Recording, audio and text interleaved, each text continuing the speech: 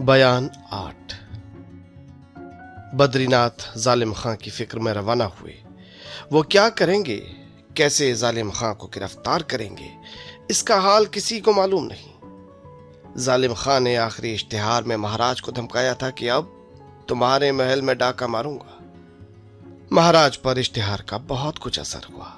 पहरे पर आदमी चौगुने कर दिए गए। आप भी रात भर जागने लगे। हर दम तलवार पर कब्जा हाथ में रहता था।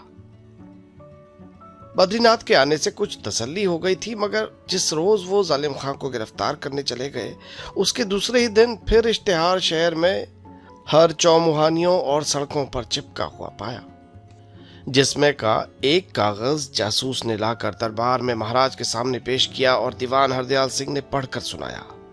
ये लिखा हुआ था, महाराज जय सिंह, होशियार रहना।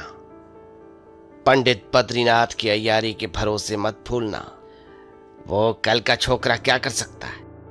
पहले तो जालिम खां तुम्हारा दुश्मन था, अब मैं भी पहुंच गया हूं। 15 दिन के अंदर इस शहर को उजाड़ कर दूंगा और आज के चौथे दिन बद्रीनाथ का सिर लेकर 12 बजे रात को तुम्हारे महल में पहुंचूंगा।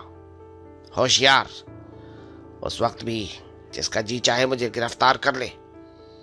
देखो तो माई का लाल कौन निकलता है। जो कोई महाराज का दुश्मन हो और मुझसे मिलना चाहे, वो टेटी चोटी में 12 बजे रात को मिल सकता है। आफत खां खूनी। इस इश्तिहार ने तो महाराज के बचे बचाए होश भी उड़ा दिए।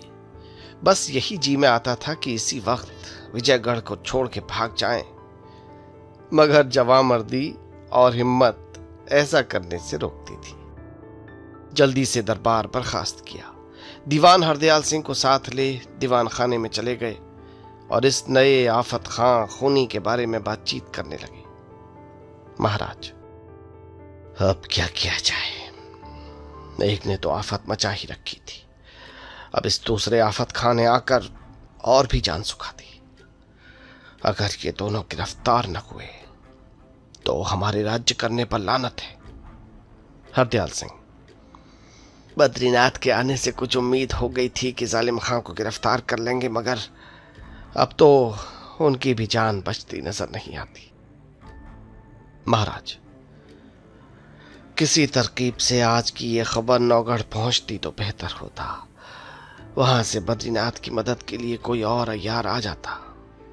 हरदयाल सिंह, नौगढ़ जिस आदमी को भेजेंगे उसी की जान जाएगी। हाँ, 100-200 आदमियों के पहरे में कोई खत ले जाए तो शायद पहुंचे। महाराज गुस्से में आकर, नाम को हमारे यहां 50 जासूस हैं, बरसों से हरामखोरों की तरह बैठे खा रहे हैं, मगर आज एक काम उनके किए नहीं हो सकता। ना कोई जालिम खां की खबर लाता है, न कोई नौगढ़ खत पहुंचाने लायक है। हरदयाल सिंह, एक ही जासूस के मरने से सभी के छक्के छूट गए।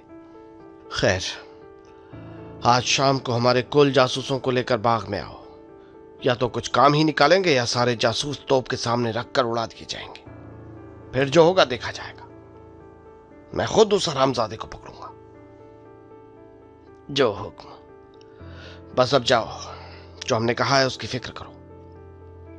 दीवान हरदयाल सिंह महाराज से विदा हो अपने मकान पर गए, मगर हैरान थे कि क्या करें, क्योंकि महाराज को बेतरह क्रोध चढ़ाया था। उम्मीद तो यही थी कि किसी जासूस के लिए कुछ न होगा और वे बेचारे मुफ्त में तोप के आगे उड़ा दिए जाएंगे। फिर वे ये भी सोचते थे कि जब महाराज खुद उन दुष्टों की गिरफ्तारी की फिक्र में घर से निकलेंगे तो मेरी जान भी गई, अब जिंदगी की क्या उम्मीद है। बयान 9। कुंवर वीरेंद्र सिंह तीसरे बाग की तरफ रवाना हुए, जिसमें राजकुमारी चंद्रकांता की दरबारी तस्वीर देखी थी और जहां कई औरतें कैदियों की तरह इनको गिरफ्तार करके ले गई थी। उसमें जाने का रास्ता इनको मालूम था। जब कुमार उस दरवाजे के पास पहुंचे जिसमें से होकर ये लोग उस बाग में पहुंचते, तो वहां एक कमसिन औरत पर नजर पड़ी जो इन्हीं की तरफ आ रही थी। देखने में खूबसूरत और पोशाक भी उसकी बेशकीमती थी। हाथ में एक खत लिए कुमार के पास आकर खड़ी हो गई। खत कुमार के हाथ में दे दिया। उन्होंने ताज्जुब में आकर खुद उसे पढ़ा। लिखा हुआ था, कई दिनों से आप हमारे इलाके में आए हुए हैं, इसलिए आपकी मेहमानदारी हमको लाजिम है। आज सब सामान दुरुस्त किया है। इसी लौंडे के साथ आइए और झोपड़ी को पवित्र कीजिए। इसका एहसान जन्म भर न भूलूंगा। सिद्धनाथ योगी। कुमार ने खत तेज सिंह के हाथ में दे दिया। उन्होंने पढ़कर कहा, साधु हैं, योगी हैं, इसी से इस खत में कुछ हुकूमत भी झलकती है। देवी सिंह और ज्योतिषी जी ने भी खत को पढ़ा। शाम हो चुकी थी। कुमार ने अभी तक उस खत का कुछ जवाब नहीं दिया था कि तेज सिंह ने उस औरत से कहा, हम लोगों को महात्मा जी की खातिर मंजूर है, मगर अभी तुम्हारे साथ नहीं जा सकते।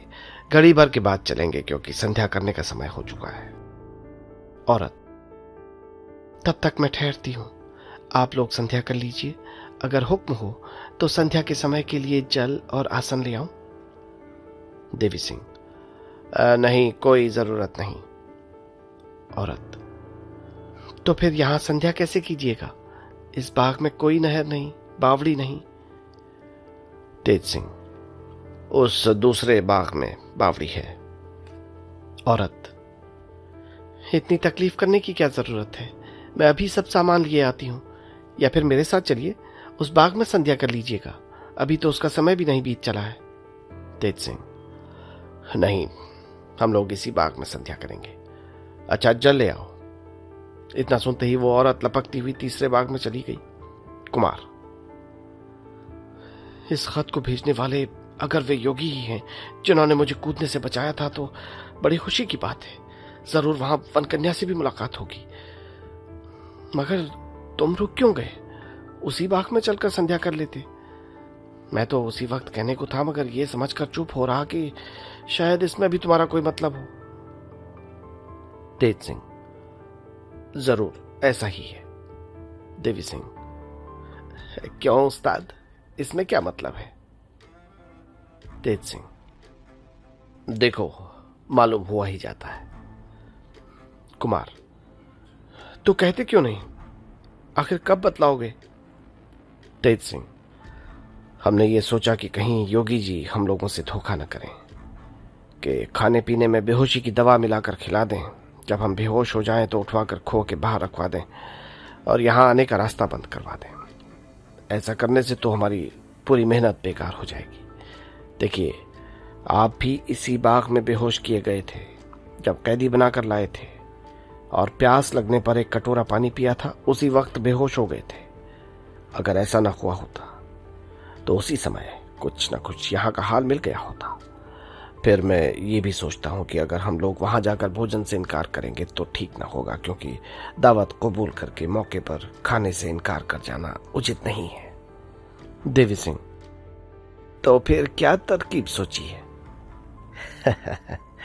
तरकीब क्या, बस वही तिलिस्मी गुलाब का फूल खिसकर सभी को पिलाऊंगा, आप भी पीऊंगा।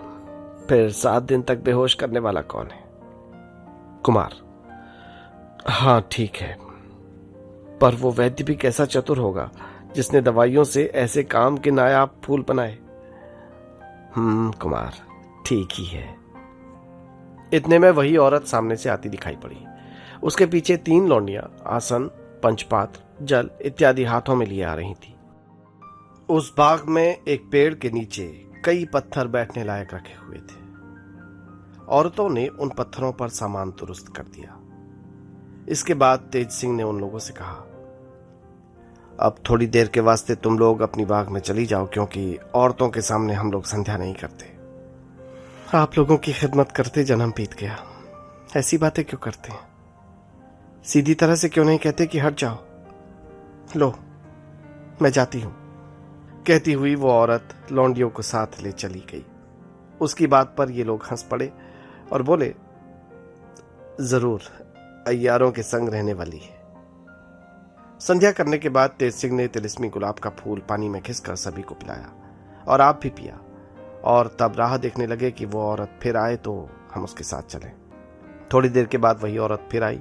उसने इन लोगों को चलने के लिए कहा। ये लोग भी तैयार थे, उठ खड़े हुए और उसके पीछे रवाना होकर तीसरे बाग में पहुंचे। अय्यारों ने अभी तक इस बाग को नहीं देखा था, मगर कुंवर वीरेंद्र सिंह इसे खूब पहचानते थे। इसी बाग में कैदियों की तरह लाए गए थे और यहीं पर कुमारी चंद्रकांता की तस्वीर का दरबार लगा था। मगर आज इस बाग को वैसा नहीं पाया। न तो वो रोशनी थी, न उतने आदमी। हाँ, 5-7 औरतें इधर उधर घूमती फिरती दिखाई पड़ी और 2-3 पेड़ों के नीचे कुछ रोशनी भी थी जहां उसका होना जरूरी था। शाम हो गई थी, बल्कि कुछ अंधेरा भी हो चुका था। वो औरत इन लोगों को लिए उस कमरे की तरफ चली जहां कुमार ने तस्वीर का दरबार देखा था। रास्ते में कुमार सोचते जाते थे, चाहे जो हो, आज सब भेद मालूम किए बिना योगी का पिंड न छोड़ूंगा। हाल मालूम हो जाएगा कि वन कन्या कौन है, तिलिस्मी किताब उसने क्यों कर पाई थी, हमारे साथ उसने इतनी भलाई क्यों की और चंद्रकांता कहां चली गई। दीवान खाने में पहुंचे।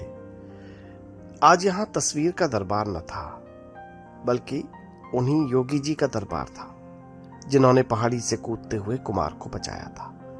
लंबा चौड़ा फर्श बिछा हुआ था और उसके ऊपर एक मृगशाला बिछाए योगी जी बैठे हुए थे।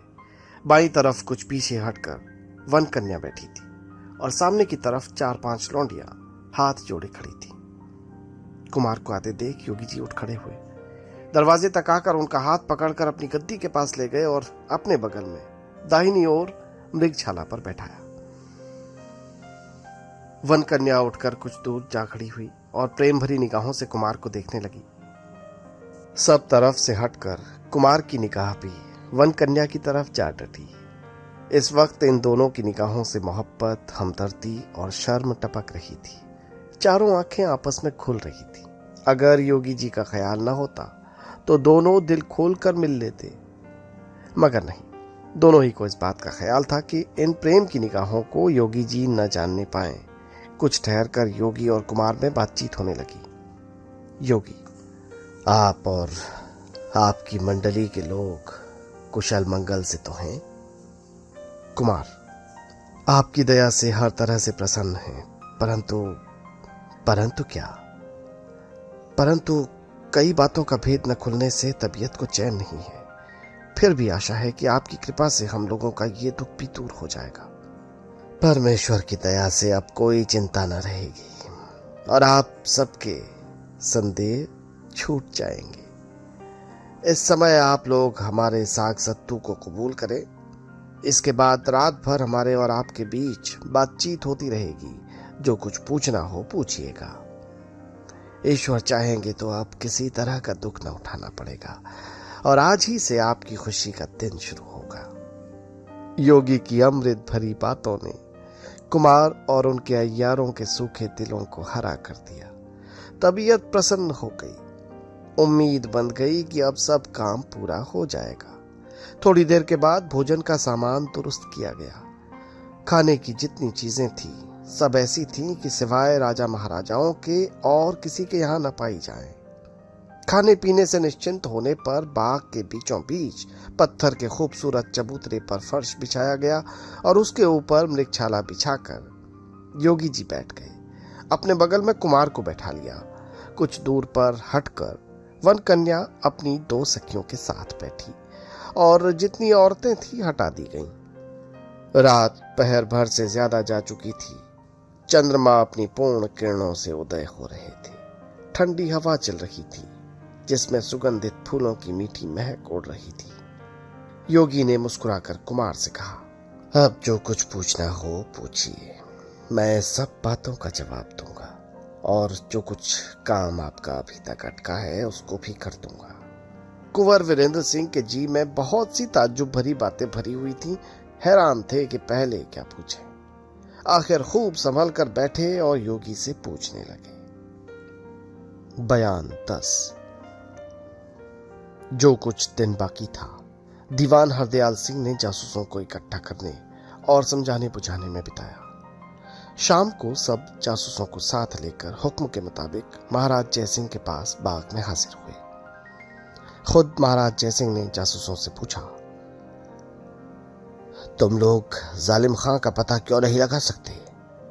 इसके जवाब में उन्होंने अर्ज किया, महाराज, हम लोग जहां तक बनता है कोशिश करते हैं, उम्मीद है कि पता लग जाएगा।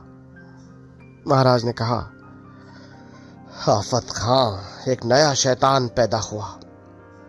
इसने अपने इश्तिहार में अपने मिलने का पता भी लिखा है।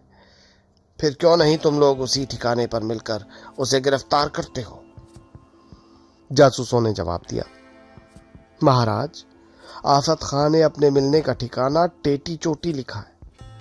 अब हम लोग क्या जाने टेटी चोटी कहाँ है, कौन सा मोहल्ला है, किस जगह को उसने इस नाम से लिखा है, इसका क्या अर्थ है, और हम लोग कहाँ जाएं? ये सुनकर महाराज भी टेटी चोटी के फेर में पड़ गए। कुछ भी समझ में न आया। जासूसों को बेकसूर समझ कुछ न कहा। हाँ, डरा धमकाकर और ताकीद करके रवाना किया। अब महाराज को अपने जीने की उम्मीद कम रह गई। खौफ के मारे रात भर तलवार लिए जागा करते, क्योंकि थोड़ा बहुत जो कुछ भरोसा था अपनी बहादुरी का ही था। दूसरे दिन इश्तिहार फिर शहर में चिपका हुआ पाया गया, जिसे पहरे वालों ने लाकर हाजिर किया। दीवान हरदयाल सिंह ने उसे पढ़कर सुनाया। लिखा था, देखना, खूब संभल कर रहना। बद्रीनाथ को गिरफ्तार कर चुका हूं। अपने पहले वादे के बमूजिब कल 12 बजे रात को उसका सिर लेकर तुम्हारे महल में हम लोग कई आदमी पहुंचेंगे। देखे कैसे गिरफ्तार करते हो। आफत खां। बयान 11।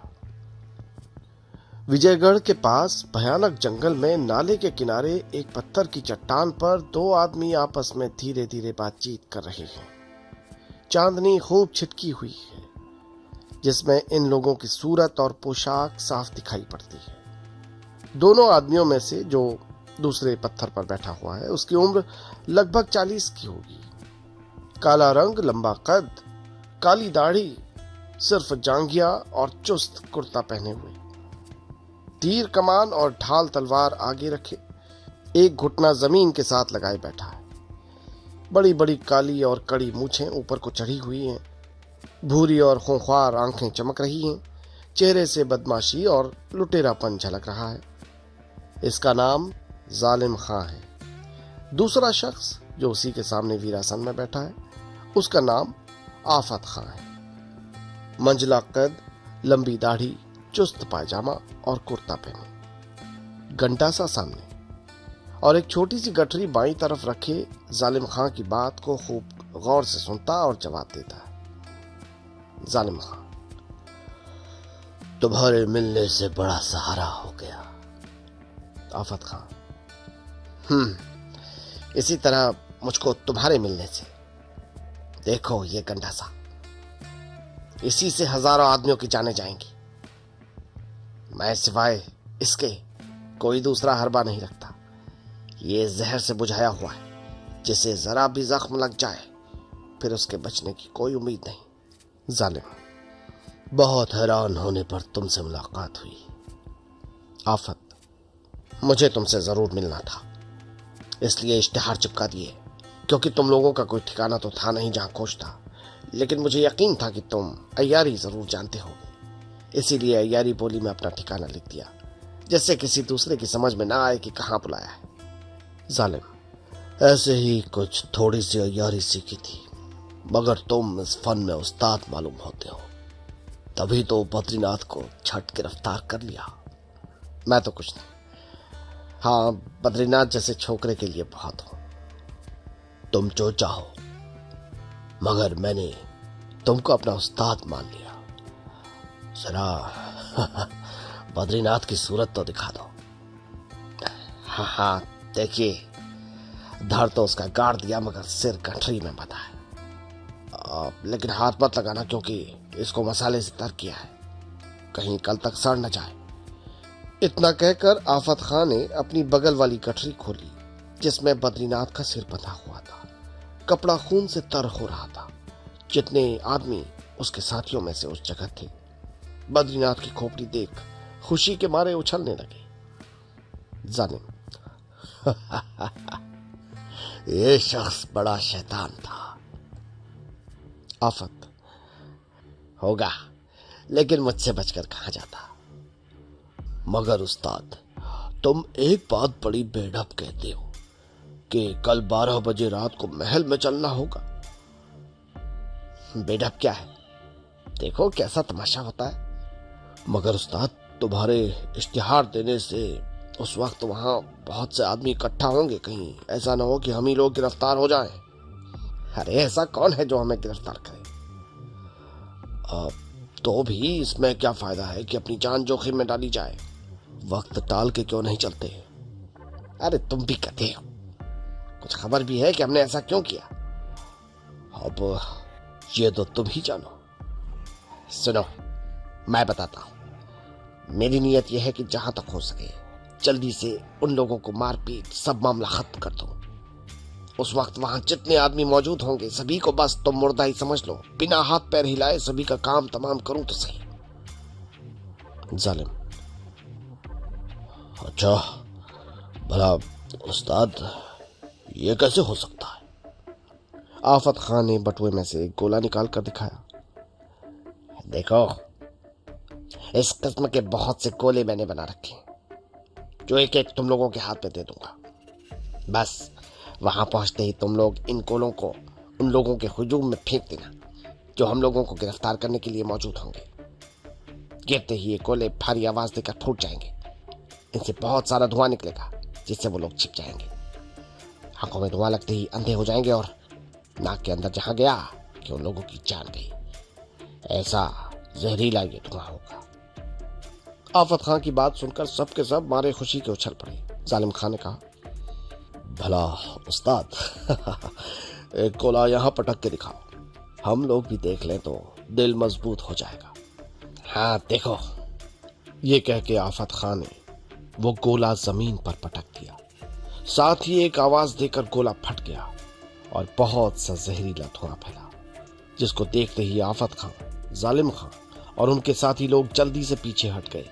इस पर भी उन लोगों की आंखें सूज गईं और सिर घूमने लगा। ये देखकर आफत खान ने अपने बटुए में से मरहम की एक डिबिया निकाली और सभी की आंखों पर वो मरहम लगाया और हाथ में मलकर सुखाया, जिससे उन लोगों की तबीयत कुछ ठिकाने हुई और वे आफत खान की तारीफ करने लगे। जालिम: वाह उस्ताद, ये तो तुमने बहुत बढ़िया चीज बनाई है। आफत: क्या, अब तो महल में चलने का हौसला हुआ? जालिम खान: शुक्र है उस परवरदिगार का जिसने तुम्हें मिला दिया। जो काम हम साल भर में करते तुम एक रोज में कर सकते हो। वाह उस्ताद वाह। अब तो हम लोग उछलते कूदते उस महल में चलेंगे और सभी को दोज़ख में पहुंचाएंगे। लाओ, एक एक गोला सभी को दे दो। आफत: अभी क्यों? जब चलने लगोगे तो दे देंगे, कल का दिन जो काटना है। जालिम: अच्छा, अब लेकिन उस्ताद, तुमने इतने दिन पीछे का इश्तिहार क्यों दिया? आज ही का दिन अगर मुकर्रर हो गया होता तो मजा आ जाता। हमने समझा कि बद्रीनाथ जरा चालाक है, शायद जल्दी हाथ न लगे, इसलिए ऐसा किया, मगर ये तो मेरा बौदा निकला। लेकिन अब क्या करना चाहिए? इस वक्त तो कुछ नहीं, मगर कल 12 बजे रात को महल में चलने के लिए तैयार रहना चाहिए। इसके कहने की कोई जरूरत नहीं, अब तो हम और तुम साथी हैं, जब जो कहोगे करेंगे। अच्छा, तो आज यहाँ से टलकर किसी दूसरी जगह पर आराम करना मुनासिब है। कल देखो खुदा क्या करता है। मैं तो कसम खा चुका हूँ कि महल में जाकर बिना सभी का काम तमाम किए एक दाना भी मुंह में नहीं डालूंगा। अरे उस्ताद, ऐसा नहीं करना चाहिए, तुम कमजोर हो जाओगे। बस चुप रहो, बिना खाए हमारा कुछ नहीं बिगड़ सकता। इसके बाद वे सब वहां से उठकर एक तरफ को रवाना हो गए।